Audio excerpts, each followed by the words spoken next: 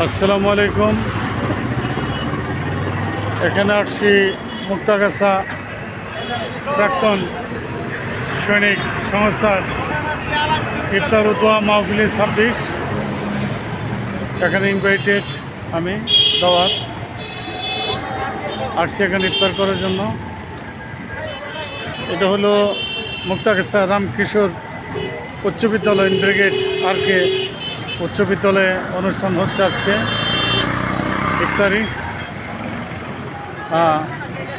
ইফতারের জন্য আমি এখানে ইনভাইটেড হয়েছি, আসছি এখানে কিছুক্ষণের ভিতরেই